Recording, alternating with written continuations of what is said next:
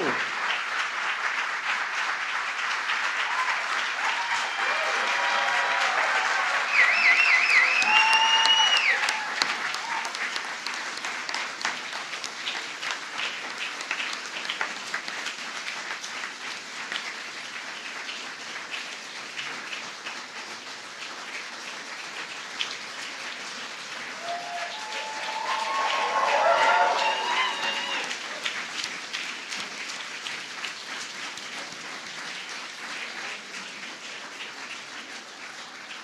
Hello, everyone.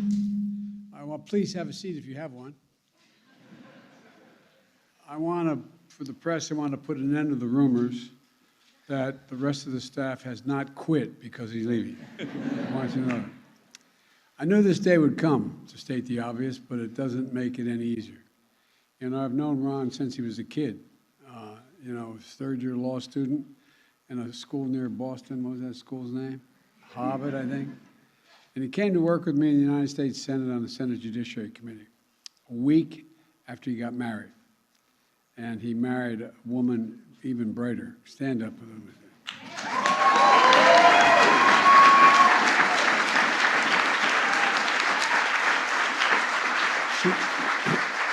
When the reason he came down, she was a third-year law student at Georgetown, and he decided to do his third year. Still graduated from Harvard at the top of his class, but he decided to do his third year at Georgetown. And that's when he was working full-time as a student and working full-time with me. I knew the moment he started he was a once-in-a-generation talent. That's not hyperbole. He's a fiercely brilliant intellect, and again, those of you who work with him know it to be true. And just as important, he has a heart as big as his head.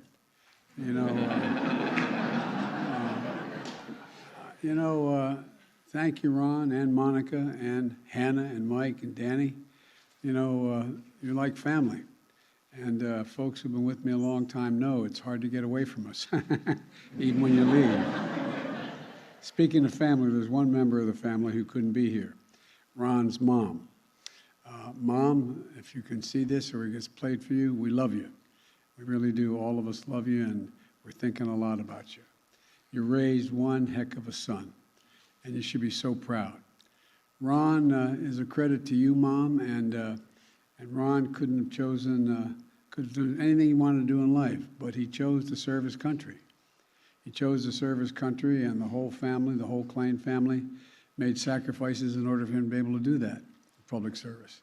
And they're in the front row here, and I mean, you really did. And I want to thank all of you, for letting your dad do what he's done as long as he has with me. For the last 36 years, Ron has been at my side in one capacity or another, and there's been some very tough and real battles we've been in together. And when you're in the trenches of somebody, you figure out pretty quickly what they're made of. You get to know the person pretty damn well. And you see everything about them how they act under significant pressure, and how, in this guy, there's a phrase in the neighborhood I come from, he's willing to jump in front of the bus for you. This is a guy who's always been there. And so I knew, as we faced our most important battle, the battle for the soul of the nation, that I needed Ron. And that's not hyperbole. I needed Ron, and I knew it, and I asked him. I asked him whether he would lead the charge for me. And he did. And he knows how government works, how politics works, and how Congress and the White House works. But most of all, he has enormous integrity. He assembled the most diverse and most talented White House team in history and led them to solve some of the really difficult problems. With Ron's leadership, just look at what we've gotten here over the years. Over the last 2 years alone, fighting COVID, reviving our economy, rebuilding the infrastructure, protecting our planet, fighting against gun violence, advancing civil rights, winning confirmation of nearly 100 federal judges, including the first black Supreme Court justice.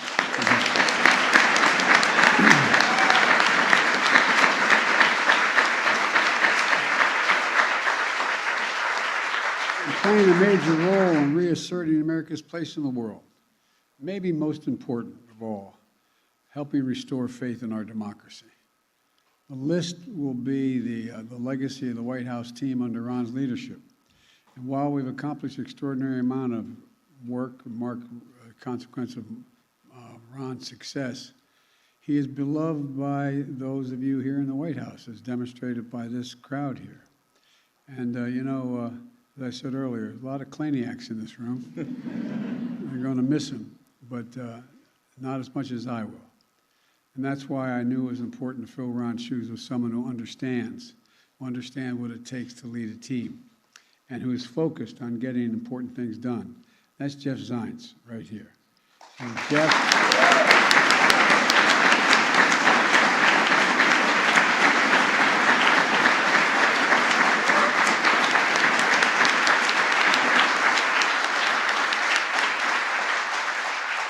I've seen Jeff tackle some of the toughest issues in our government. When I was vice president, I first got to know him. We worked together and implemented the Recovery Act of 2009, and later he was director of the Office of Management and Budget. He later led the daunting, complicated task of fixing healthcare.gov to get millions of Americans signed up for quality, affordable health care under the Affordable Care Act. And he led the National Economic Council. He shares my determination to build an economy that works for everyone, works from the bottom up and the middle out, and because when that happens, everybody does well. After the 2020 election, some of you know one of my closest friends in the world, Ted Kaufman, who was my administrative assistant, then took my place in the Senate. He helped Ted manage our transition into office in incredibly trying circumstances, and he did the work. Thanks to Jeff, we had a historically diverse team from day one, and we're ready to get to work. And he led our COVID response, a massive logistical undertaking of historical proportions, and so much more. When I ran for office, I promised to make the government work for the American people. And that's what Jeff does. It's a big task ahead. It's to implement the laws we've gotten passed efficiently and effectively and fairly, and let people know what we've already done. We've made a lot of progress, but we have to build on that project. And if anyone's going to be able to build on that job, it's Jeff. I want to thank Jeff and Mary. Mary, where's Mary? There you are, Mary. And their wonderful family. Will the whole Zients family stand up? Come on. Come on, Mom.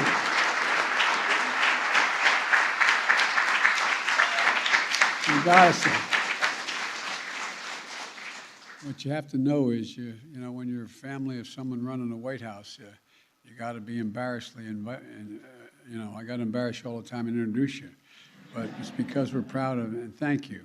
I know this doesn't happen without the cooperation of the whole family. I mean, that's the same. Let me close with this. When you're President of the United States and you've got to make some pretty tough calls, and to make decisions you make are only as good as the team you put around you. And I've been extremely lucky and grateful to have such a team that was led by Ron. I'm confident Jeff's going to continue Ron's example of smart and steady leadership on behalf of the American people. And now it's my great pleasure, and I don't get to do this often, to turn this over to Ron to publicly speak in front of everybody. Ladies and gentlemen, Ron Klain.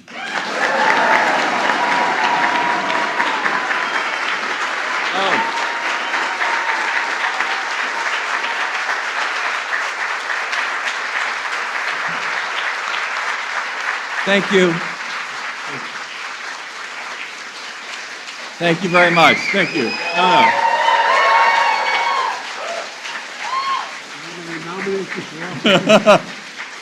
No, thank you all. All right. Thank you all very much. I will try to keep this brief, but I cannot promise there will not be some tears. This is the best job I've ever had.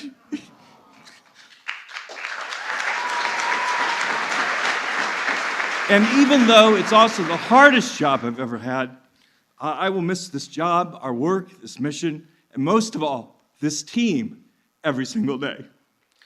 But I take solace in knowing that I am leaving you in the best of hands. Jeff Zients will be the first White House Chief of Staff ever to have led 2 policy shops and have been head of OMB before he took over as White House Chief of Staff. At the darkest time of the Biden 2020 campaign, Jeff stepped up to help. He also ran the transition and picked, frankly, many of you here in this room. He ran the COVID response and led the team that has helped save hundreds of thousands of lives. Now, 2 weeks ago, I marked our anniversary here by buying everyone on the team cake. It was the second time in 2 years I had bought everyone cake, and people were very happy.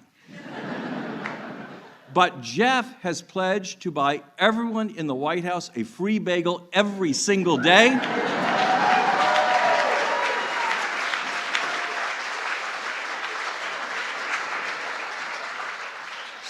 So I will soon be forgotten. But what will not be forgotten is the work we have done together these 2 years. You've heard me say this before, but I never tire of saying it. Together, we passed the largest economic plan, the most significant one since FDR, while managing the largest land war in Europe since Truman. We passed the biggest infrastructure bill since Ike, passed more judges than any first-year president than JFK, and the second largest health care bill since LBJ, the most significant gun control bill since Bill Clinton was president, and the largest climate bill passed by any country at any time, anywhere on planet Earth, all while managing the worst public health crisis any president has faced since Woodrow Wilson, with the narrowest majority in Congress of any new Democratic president in 100 years.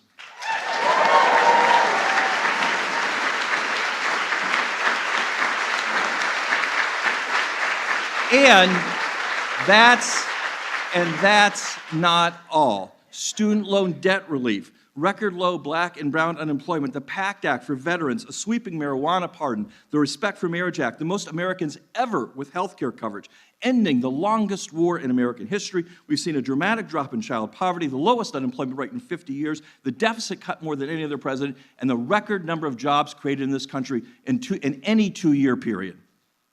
Now, that's not bad. And it is especially not bad for a president and a team that was written off for dead in the winter of 2019, and for dead again in the winter of 2020, and for dead again in the winter of 2021, and for dead again the first week of November 2022. Now, the president likes to say, it is never a good bet to bet against the American people, and he is right.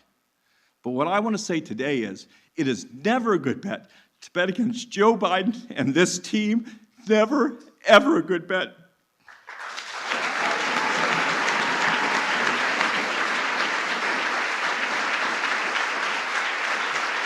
Now, before I turn the podium over to Jeff, I want to say some thank yous. And I appreciate your indulgence because this will not be brief. I first want to thank the men and the women of the Secret Service, especially my detail led by Brian Perugini, for their exceptional professionalism and for all they've done to keep my family safe these past 2 years. The team in my office, Nihat and Madeline, and then Mariana, Nina, and Rima, they're brilliant and energetic. They're here every day before I get here. They're here every day after I leave. I can't thank them enough. And to Remy Yamamoto, I have to say, she has always had my back. She has always given good advice, even if she has failed to get me to purchase a new suit for television hits. To the Biden cabinet, the first in history to be evenly divided between men and women, the most diverse cabinet in history, and the most excellent cabinet in history. It has been an honor to call you colleagues. Each and every one of you has become a friend and a trusted partner. My joy today is in knowing that you have to say goodbye to me before I have had to say goodbye to any of you.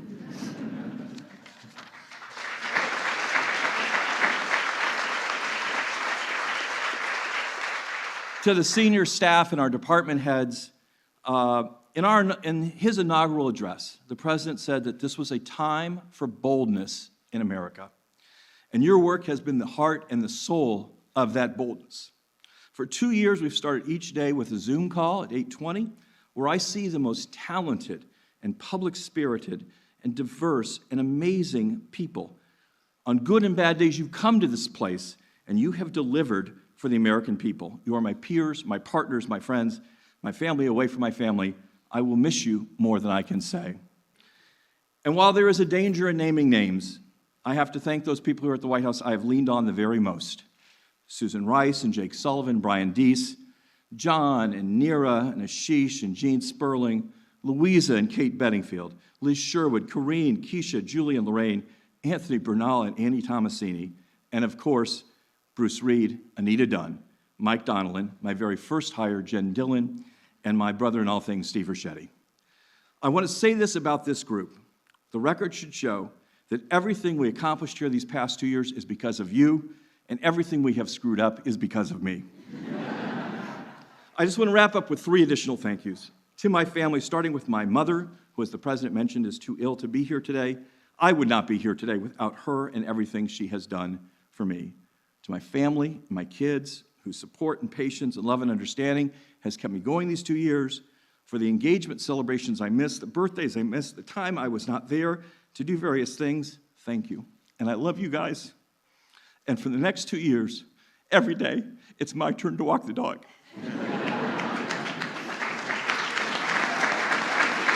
To the Vice President, who's represented here by our outstanding second gentleman, Doug, it's been an honor to be her next-door neighbor in the West Wing these 2 years. I wish every American could get to know Vice President Harris as I have. I would say she has been the best vice president in history, but, you know. To the President and First Lady, Dr. Biden, you welcomed me into the Biden family 4 decades ago, and there's no higher honor I could have. It's more than I could possibly ask. Thank you so much for everything. As the President mentioned, I joined Joe Biden's Senate staff 36 years ago. And over those 36 years, I've picked up 3 kids, gotten 2 engaged, paid for 6 college and advanced degrees. And so I just want to say this one thing today. I learned everything I know about how to be a good father from Joe Biden. He is the best father I know and the best role model I know.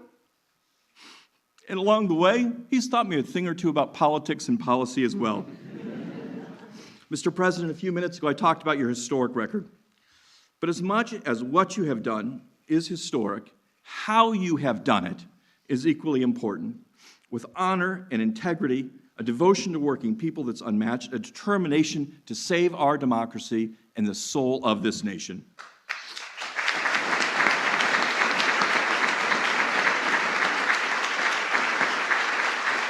Being White House Chief of Staff is the honor of a lifetime. But being Joe Biden's White House Chief of Staff has given me a unique opportunity to serve a wise, compassionate, determined, and fearless president. And as I did in 1988 and 2008 and 2020, I look forward to being on your side when you run for president in 2024.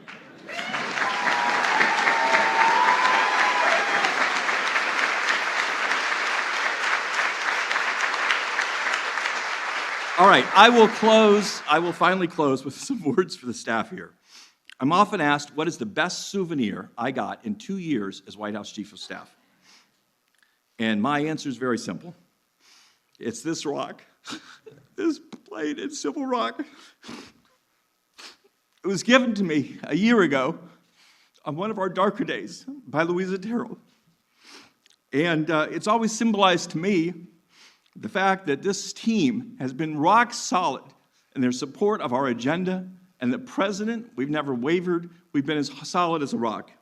And so I ask you today to continue to play that role. I ask each and every one of you to continue your jobs as the rock of this White House, this administration, and this presidency. That's our mission. And with that, I will turn the podium over to the next White House Chief of Staff, Jeff Zients.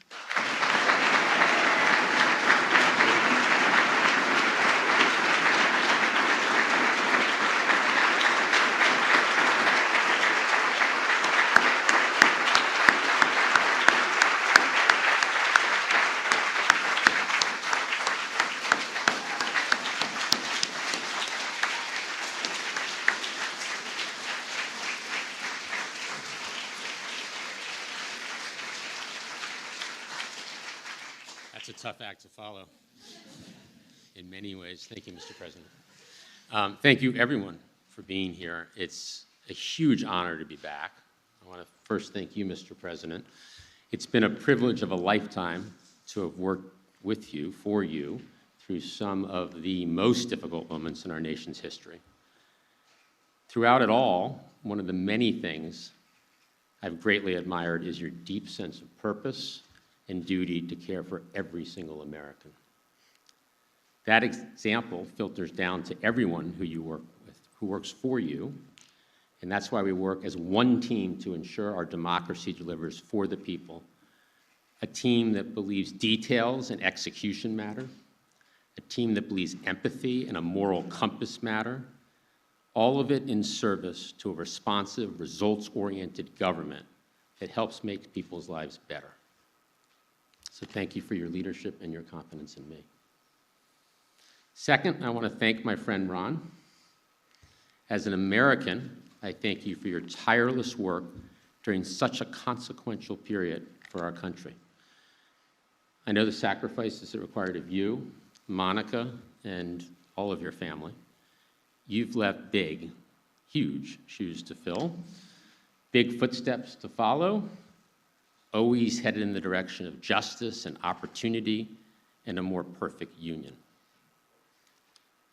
Third, I want to thank my colleagues at the White House, the Cabinet, and across the administration. Governing is never easy, that's an understatement, but when you have the right team, you can accomplish anything.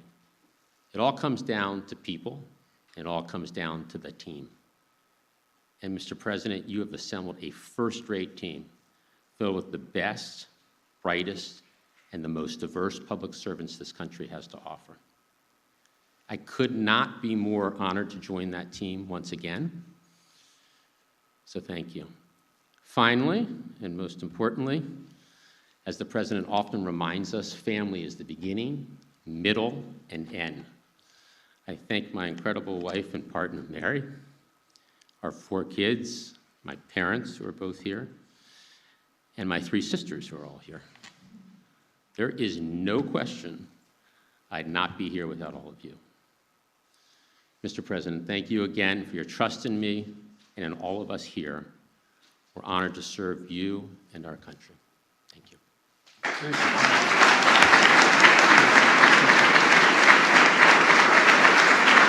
Thank you, folks. Head down to the dining room. Get something to eat. Thank you, thank you, thank you.